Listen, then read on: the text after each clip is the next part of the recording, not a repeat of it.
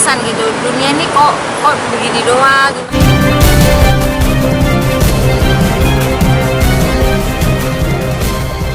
Ya, Kak Eti mungkin bisa diceritain dong awal mula hijrahnya, kenapa? Awal mulanya sebenarnya udah banyak tanda-tandanya ya, kayak misalnya udah banyak tuban di rambut. Itu sebenarnya tanda-tanda loh. Terus udah sering mengingat kematian gitu, wah bisa kapan-kapan aja dipanggil nih, umur udah segini gitu kan, kayak gitu-gitu. Terus kadang-kadang tuh merasa kayak bukannya putus asa ya, bukan kayak pengen bunuh diri atau bukan, jadi tapi pengen kayak udah bosan gitu, dunia ini kok begini doang, maksudnya kok dunia itu hampa, terus banyak fitnah di mana-mana. Terus aku udah mulai nggak cocok lagi di dunia entertain gitu, karena sekarang itu kayak berlomba-lomba hal yang negatif terus semakin tenar gitu kan.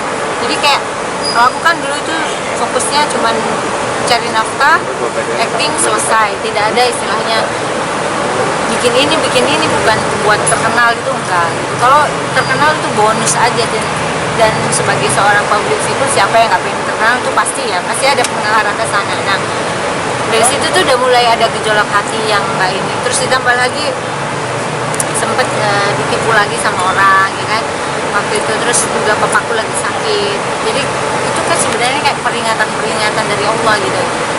Nah waktu itu aku sempat membatalkan suatu job itu dikarenakan aku diminta kakakku segera pulang karena bapakku sakit kan.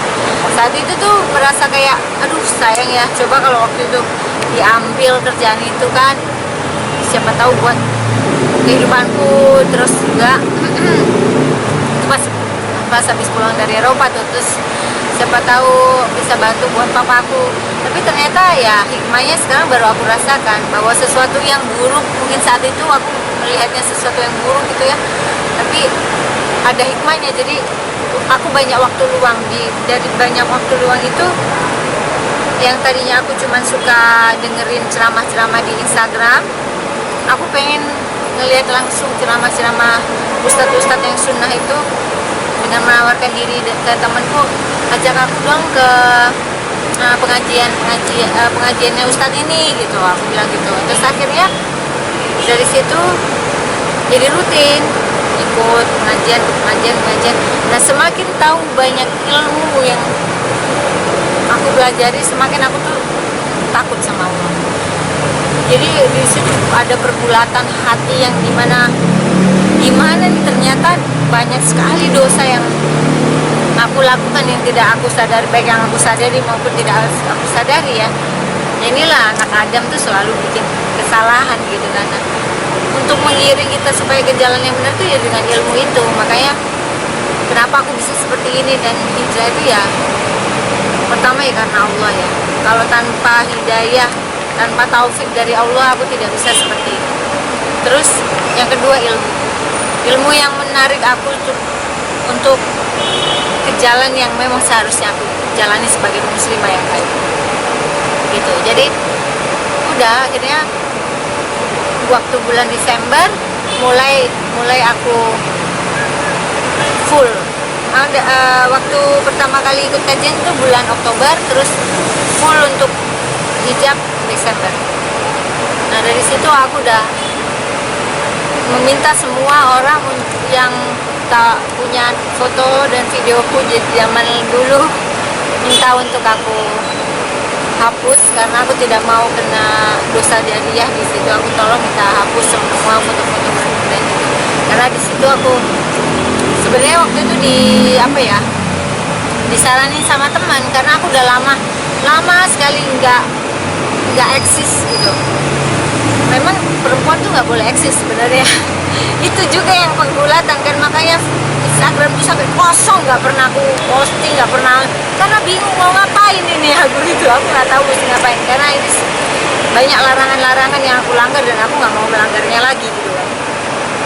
Nah dari situ ya akhirnya kamu harus sebarkan itu, siarkan bahwa kamu tuh supaya nggak kena dosa, jadi yang minta dihapus semua. Dari situ aku announce, dari situ ya udah, akhirnya sekarang aku, kalaupun aku posting sekarang, aku berniat untuk menginspirasi orang. Dulu yang aku zamannya seperti itu, aku bisa berubah seperti ini gitu. Tidak ada, mudah-mudahan tetap istiqomah, tidak ada niatan yang lain gitu ya. Karena kalau tadinya gitu memang benar-benar nggak ngerti, nggak berani lah untuk ngapa-ngapain. Tapi karena orang sudah mengambil, sudah taunya aku image yang zaman dulu, aku mesti announce diriku sekarang bahwa aku sekarang sudah berubah gitu. Dan aku baru sekarang menerima kerjaan ini. Maksudnya itu pun juga saran dari papa aku, karena ini supaya menginspirasi orang dan supaya orang tahu aku sekarang sudah berubah. Tadinya benar-benar aku tolak semua kerjaan gitu. Kayak itu kayak cobaannya orang hijrah ya. Jadi misalnya Desember aku udah mulai hijab, temen nawarin mau gak manggung nyanyi di sini. Ya Allah, saya musik haram, aku bilang udah nggak berani. Padahal ditawarin mau budget berapa, udah nggak bisa, aku diem aja. Akhirnya terus ada tawaran lagi stripping juga akan bersinggungan dengan laki-laki kan. Kalau misalnya pasangan suami istri pura-pura gitu kan, pasti nyentuh apa, pegang tangan atau apa. Nah itu yang nggak boleh juga. Jadi aku nggak bisa. Apalagi waktu itu ada bilang, ini ada stripping nih yang perannya begini ya. Kembali lagi ke peran yang dulu, kamu udah mantep nih. Iya kamu sekarang mantep, insya Allah mantep. Udah nggak akan bisa lepas. Kalau cadar aku masih buka tutup, tapi kalau hijab insya Allah nggak lagi.